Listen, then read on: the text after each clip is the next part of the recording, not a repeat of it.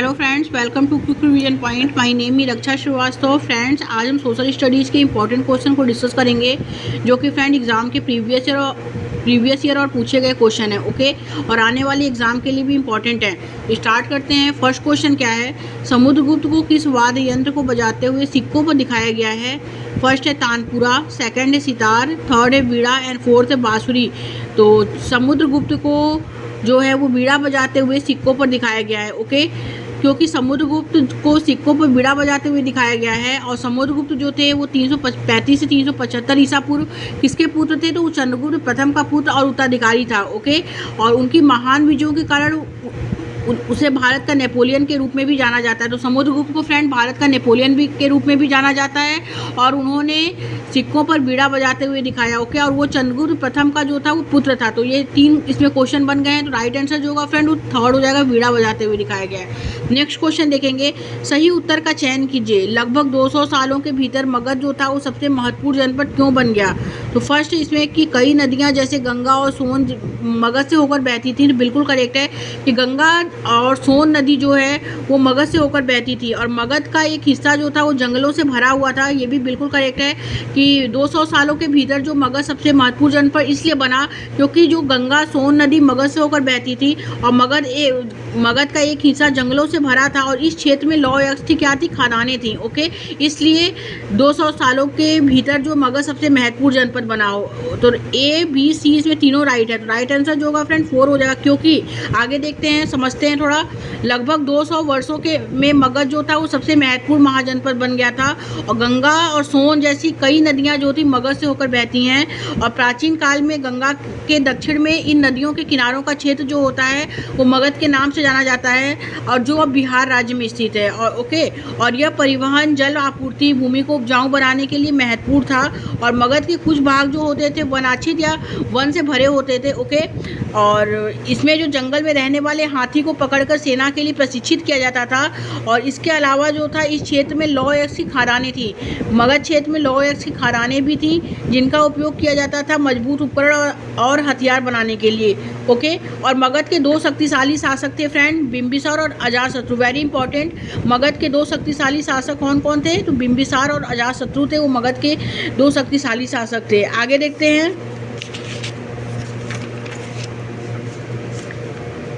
आते हैं next question पे फ्रेंड। नेक्स्ट क्वेश्चन क्या है?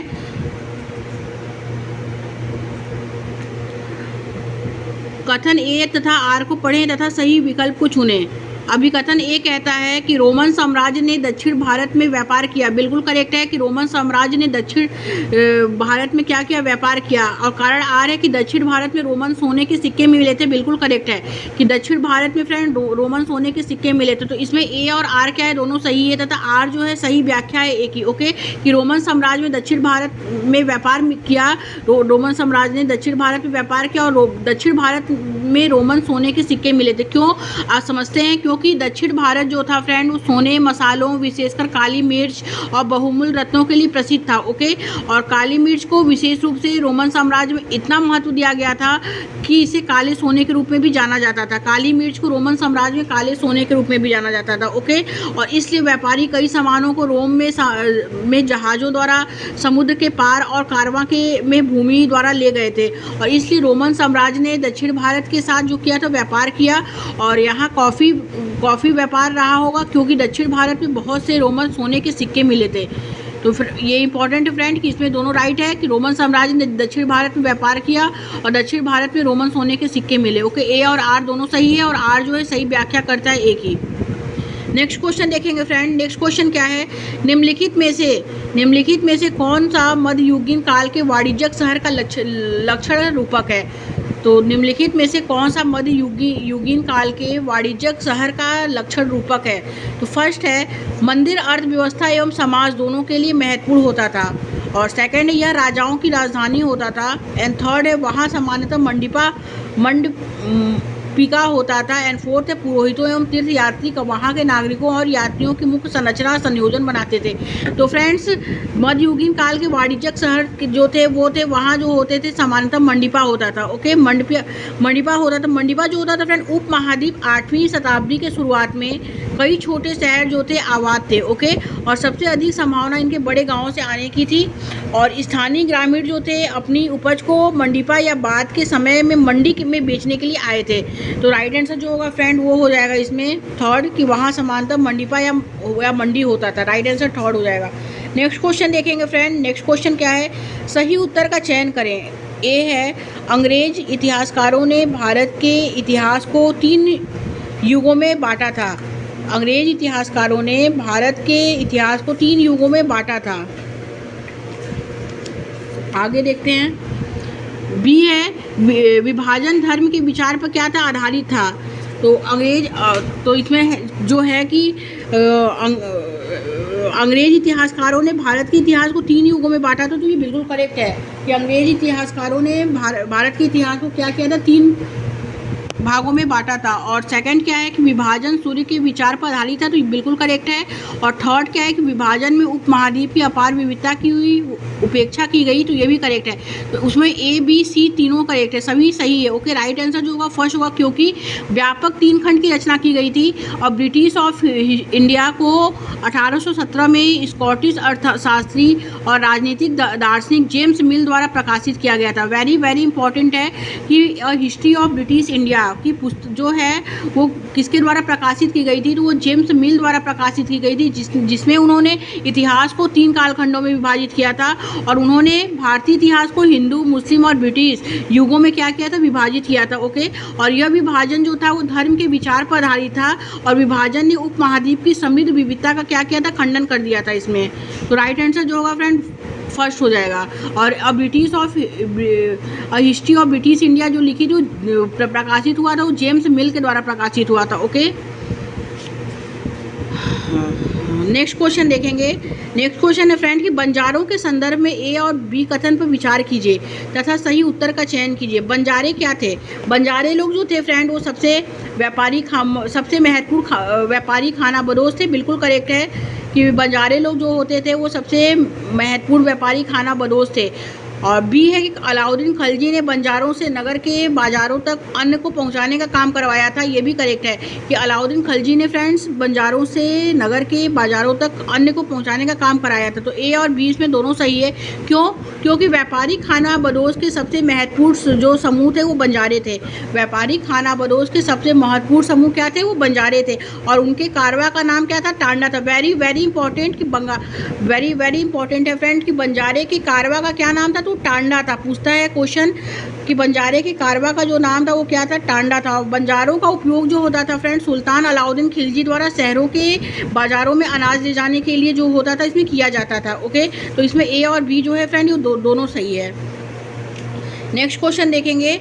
नेक्स्ट क्वेश्चन क्या है कि 17वीं सदी तक अनेक यूरोपीय उपनिवेशक ने नील की खेती करना जो किया था आरंभ कर दिया था। ओके, और तो इसमें मैच करना है। तो पुर्तगाल ए है पुर्तगाली, बी है फ्रांसीसी, सी है अंग्रेजी एंड डी है स्पेनिश। तो वेरी इंपॉर्टेंट क्वेश्चन है कि पुर्तगाली जो थे वो ब्राज़ील इनका जो था वो ब्राज़ील। फ्रांसीसी जो है फ्रेंड वो हो जाएंगे वेनेजुएला। ओके, सॉरी फ्रांसीसी जो थे वो हो जाएंगे करिबियाई द्वीप। ओके, बी का जो हो जाएगा 4 हो जाएगा। और सी जो हो जाएगा अंग्रेजी जो थे वो थे जैमेका एंड स्पेनिश जो थे वो वेनेजुएला। पुर्तगाली जो थे वो ब्राज़ील, यूरोपीय उपनिवेशक जो थे वो ब्राज़ील के थे। ओके, और फ्रांसीसी जो थे वो करिबियाई द्वीप के थे और अंग्रेजी जो थे वो जैमेका के थे और स्पेनिश जो थे वो वेनेजुएला के थे। ओके, तो इम्पॉर्टेंट है। आगे देखेंगे जो कि फ्रांसीसी ने कैरिबियन द्वीपों में फ्रेंड्स सेंट डोमिंगो ब्राज़ील में, पुर्तगाली जैमेका में, अंग्रेजी और वेनेजुएला में, स्पेनिश में इंडिगो की खेती क्या हुई, शुरू की गई थी। ओके, नेक्स्ट क्वेश्चन देखेंगे। निम्नलिखित कथनों पर विचार कीजिए एवं सही विकल्प का चयन चुनें। ए है इसमें कि गन्ने की नीज व्यवस्था के अंतर्गत बागान मालिक स्वयं अपनी ज़मीन में गन्ने का उत्पादन करते थे, तो ये बिल्कुल गलत है। ये गलत है फ्रेंड कि गन्ने की नीज व्यवस्था के अंतर्गत बागान मालिक जो थे स्वयं अपनी ज़मीन में गन्ने का उत्पादन करते थे, तो ये गलत है। और बी क्या है इसमें कि निज खेती की व्यवस्था में बागान मालिक या तो ज़मीन खरीद लेते थे या दूसरे ज़मींदारों से ज़मीन भाड़े पर ले लेते थे और मज़दूरों को काम पर लगाकर नील की खेती करवाते थे। तो बिल्कुल करेक्ट है ये कि नील खेती की व्यवस्था में बागान मालिक जो होते थे या तो ज़मीन खरीद लेते थे या दूसरे ज़मींदारों से ज़मीन भाड़े पर ले लेते थे और मज़दूरों के काम पर लगाकर नील की खेती करवाते थे। ओके, और निज खेती जो होती थी फ्रेंड, उसमें व्यवस्था में बागान मालिक को बहुत सारे मजदूरों तथा बड़ी मात्रा में हल एवं बैलों की जरूरत पड़ती थी। तो ये भी करेक्ट है। तो इसमें बी और सी क्या है फ्रेंड, करेक्ट है, और ए क्या है, गलत है। क्यों? क्योंकि नील की खेती जो होती थी फ्रेंड, नील की खेती के लिए उपयोग किए जाने वाले दो मुख्य तरीके होते थे, निज और रयोती। वेरी वेरी इंपॉर्टेंट है कि नील खेती के लिए उपयोग किए जाने वाले दो मुख्य तरीके थे। कौन कौन से थे? तो निज और रयोती थे। और निज कृषि जो थी प्रणाली के अधीन नील की खेती करने वाले जो थे बागान मालिक अपने नियंत्रण के अधीन क्षेत्रों पर खेती करते थे। वे या तो ज़मीन सीधे खरीद लेते थे या अन्य जमींदारों से पट्टे पर लेते थे। ओके, और वह नील के उत्पादन के लिए प्रत्यक्ष रूप से किराए के मजदूरों का इस्तेमाल करते थे। तो इसमें जो होगा friend, right answer b and c हो जाएगा। और नील की खेती के लिए उपयोग किए जाने वाले दो मुख्य तरीके कौन थे? तो निज और रयोती थे। ओके, तो इम्पॉर्टेंट है। तो राइट आंसर जो होगा थर्ड हो जाएगा। नेक्स्ट क्वेश्चन देखेंगे फ्रेंड, एंड लास्ट क्वेश्चन है।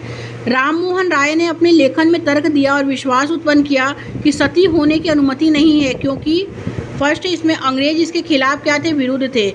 और सेकंड है प्राचीन ग्रंथ इसका समर्थन नहीं करते थे।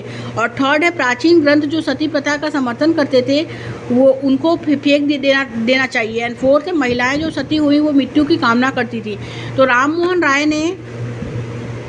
मोहन राय ने अपने लेखन में तर्क दिया और विश्वास उत्पन्न किया कि सती होने की अनुमति नहीं है। क्योंकि प्राचीन ग्रंथ जो था इनका समर्थन नहीं करता था।